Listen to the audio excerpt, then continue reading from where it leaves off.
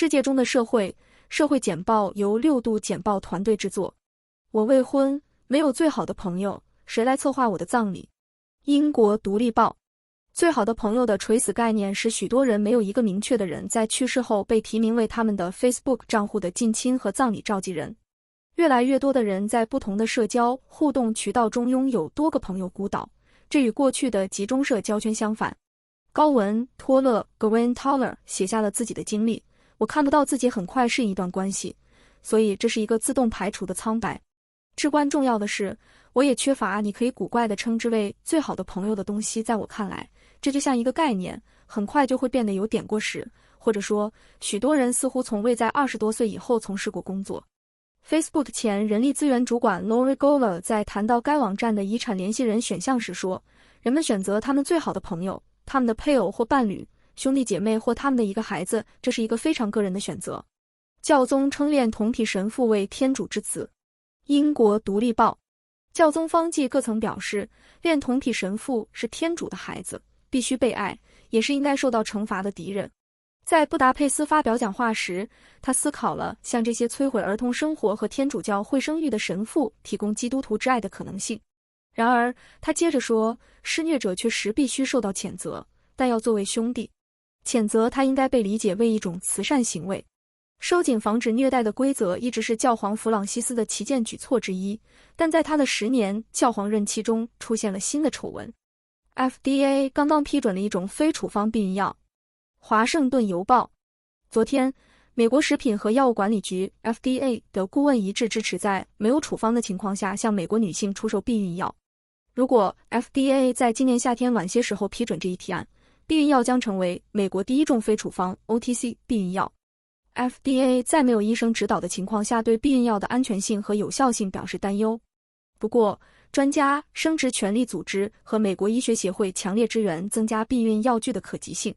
顾问们还证实了他们的信念，即场外交易准入的好处大于风险。然而，咨询委员会唯一的患者代表萨布利诺·埃弗哈特 Sabrina Everhart 表示担心青少年可能会在没有医疗专业人员指导的情况下购买避孕药。然而，其他专家反驳说，坚持正确服用避孕药并不取决于医生的处方。非处方药具的获得被认为是改善生殖健康的一个关键因素，特别是对于难以获得这种服务的边缘化群体而言。欧洲大麻合法化进入慢途车道。经济学人。德国迈向大麻完全合法化的计划，在一项允许人们在家中种植大麻并组建大麻社交俱乐部的提案发现该国违反了欧盟和联合国条约后停滞不前。修订后的政策仍将允许成年人在家中种植药物，并允许通过非营利协会进行分销。尽管德国修改了计划，但德国对欧洲大麻改革缺乏推动力，这意味着不太可能发生广泛的变化。然而，一些个别成员国如西班牙和马耳他已经实施了有限的合法化政策。对女性的妖魔化允许有权势的男性逃避责任。英国独立报。美国前总统唐纳德·特朗普将译 Jean Carroll 的性虐待证词是伪假，使对女性使用贬义语言永久化。Progil Agarwal 在卫报上写道，纵观历史，不符合社会规范的女性被排斥并被贴上歇斯底里或疯狂的标签，导致女性不信任自己的经历和记忆。Agarwal 认为，这种对女性的妖魔化允许有权势的男性逃避责任，而女性则承担责任。女演员麦文·勒贝斯科承认向记者脸上吐口水。英国每日电讯。由约翰尼·德普主演的电影将于下周在戛纳电影节开幕的女演员兼导演麦文·勒贝斯科承认向记者吐口水。调查新闻网站 Mediapart 的创始人埃德韦·普莱内尔 Edwy Plano 发表了一份报告，其中7名妇女指控 Mae West 的前夫电影制片人吕克·贝松 Luc Besson 强奸，对这次袭击提出了正式投诉，称这在道德和心理层面上损害了他。I1 一直是井号 MeToo 运动的直言不讳的批评者，将女权主义者描述为不喜欢男人的女人，并说她从小就被性化了。麦克亚瑟在多伦多同性恋村杀死了8名男子。多伦多星报。根据最近在多伦多星报提出访问请求后发布的文件，针对男同性恋者的加拿大连环杀手布鲁斯·麦克亚瑟在开始杀戮狂欢之前被精神科医生和缓刑官员评估为稳定的人和非常低的风险。麦克亚瑟在2001年袭击了一名男子，并被判处2年有条件的徒刑，缓刑3年。2010年至2017年期间，他继续在该市的同性恋村杀死了8名男子。麦克亚瑟在2019年承认了8项一级谋杀罪，随后被判处无期徒刑。在他的裁决中，安大略省资讯和隐私专员杰西加·科瓦尔斯基 （Jessica Kowalski） 允许部分访问这些记录，并表示发布记录对于使政府机构的活动受到公众监督是可取的。麦克亚瑟的缓刑档案还包括一封7页的信，其中他详细介绍了他在安大略省家庭农场的艰难童年以及他与性取向的麻烦关系。巴基斯坦最高法院下令释放汉，因为他被捕引发暴力。悉尼先驱晨报：巴基斯坦最高法院下令释放前总理伊姆兰汗，因为他因腐败指控被捕，引发了全国各地的暴力事件。法院还要求汉敦促他的支援者保持和平。据报道，至少有10名支援者和200名远警在冲突中受伤。自周二以来，约有1600名汉的支援者因破坏公共财产和袭击军事设施而被捕。巴基斯坦各地部署了军事单位，试图阻止逮捕后的暴力浪潮。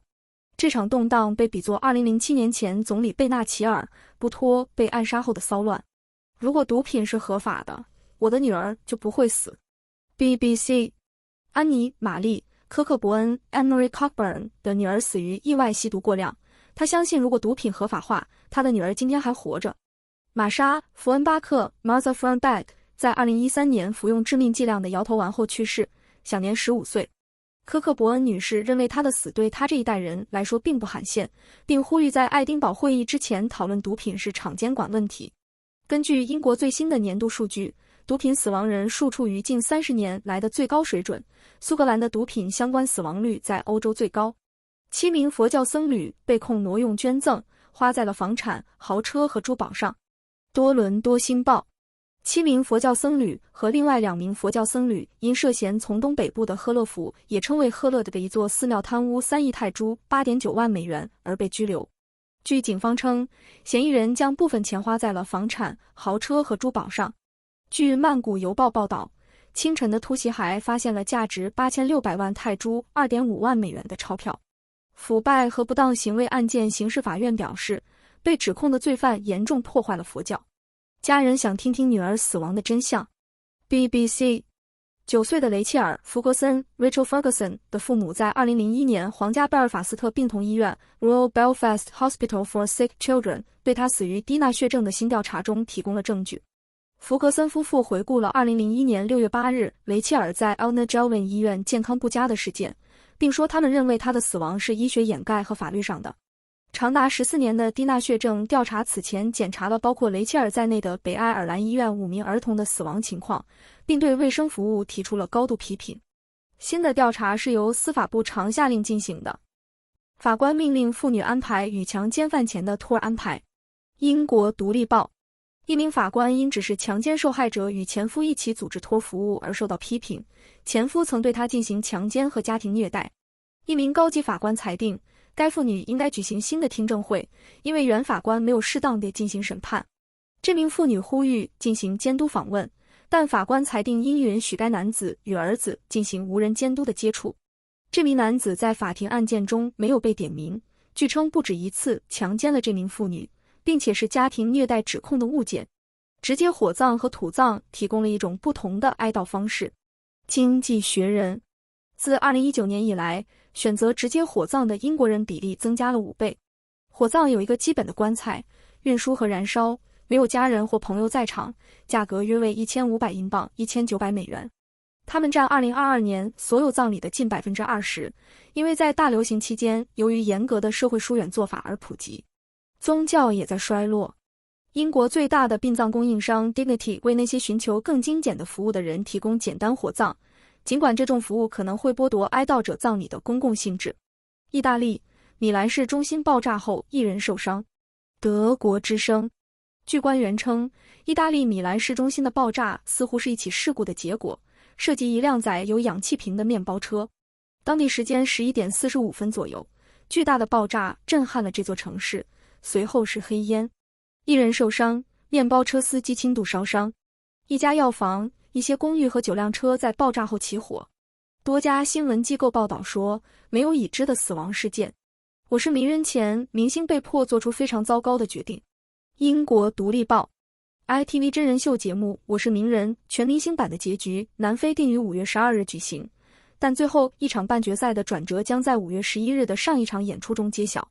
剩下的4名影友法蒂玛·惠特布雷德、乔丹、班卓、麦琳、克拉斯和菲尔·塔夫内尔当他们的前竞争对手，包括安迪·怀伦特和珍妮斯·狄金森回归时，他们的和平短暂。主持人 Ant 和 Deck 告诉影友，前明星将决定哪些名人将进入前3名，谁将回家。该小组将决定哪些明星将进入前3名。该节目是英国版大获成功的《我是名人》格式的第21季。墨西哥的帮派正在成为犯罪集团。经济学人，墨西哥的贩毒团伙已经多样化，成为黑手党式的犯罪组织，涉及从毒品到勒索、人口走私、非法采矿和枪支走私等方方面面。墨西哥总统安德烈斯·曼努埃尔·洛佩斯·奥弗拉多尔 Andres Manuel Lopez Obrador 此前曾将毒品和混乱归咎于边境家庭破裂和家庭贫困。他提出了新的立法，严格控制帮派用于制造合成毒品的化学品的进口。然而，尽管采取了这一举措，洛佩兹·奥弗拉多尔 Lopez Obrador 仍表现出不愿与现有帮派对抗，试图采用一种解决问题根源的安全方法，试图阻止他们进一步扩张。其结果是暴力增加，犯罪多样化增加。为了解决这个问题，墨西哥将继续需要超越传统禁毒执法的解决方案，以应对更广泛的犯罪组织。什么是侯尘？毒品使人从建筑物上跳下。英国独立报，英国政府已要求药物专家考虑将侯尘升级为 A 级。